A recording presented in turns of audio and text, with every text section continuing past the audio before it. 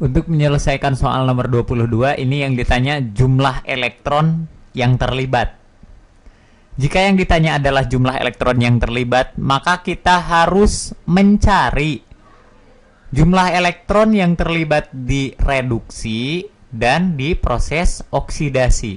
Kemudian kita cari KPK dari masing-masing proses tersebut ya.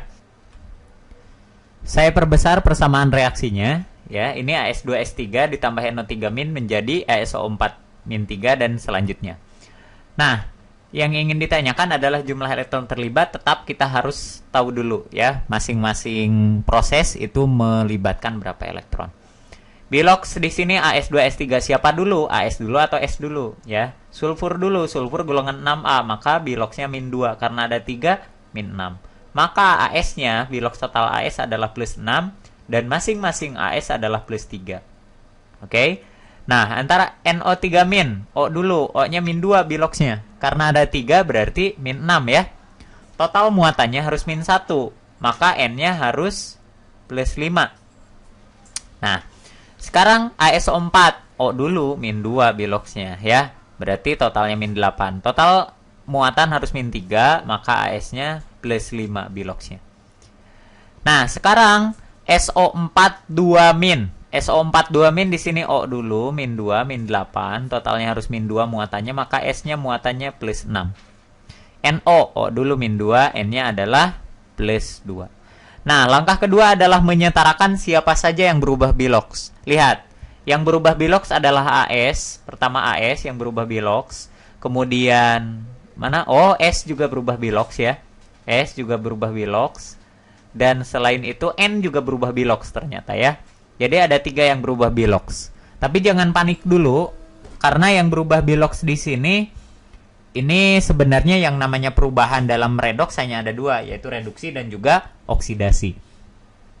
Nah, setarakan dulu yang berubah bilox ini. Nih, perhatikan AS di sini ada 2 atom. Sedangkan di kanan ada 1 atom, maka ini kali 2 dulu, ya. Sehingga bilox total dari mereka yang ini tetap +6 bilox totalnya. Ini bilox total adalah +10 karena koefisiennya diubah jadi 2. S di sini ada 3. S di kanan ada 1, maka harus dikali 3 ya, agar sama jumlahnya. Maka tentunya bilox total akan berubah. Kalau ini bilox totalnya -6, di sini jadinya +18 bilox total S di kanan. Sekarang bilox total N di kiri +5 ya, tetap karena tidak berubah bilox, tidak berubah koefisien maksudnya, dan di sini adalah +2. Nah, kita lihat mana yang oksidasi, mana yang reduksi. Ternyata AS mengalami oksidasi.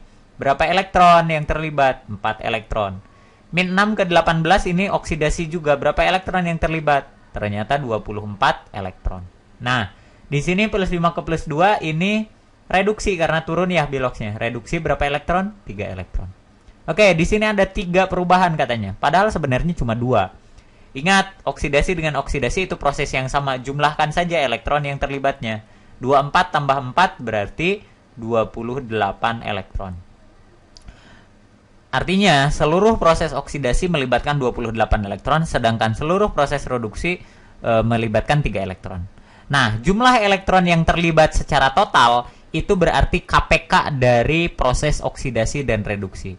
Berarti jumlah elektron yang terlibat adalah, gampang ya, sama dengan 28 dikali 3, yaitu 84 elektron. Itu KPK-nya. Kalau memang ada yang lebih kecil lagi KPK-nya, silahkan cari. Tapi yang saya temukan KPK-nya adalah 84 elektron.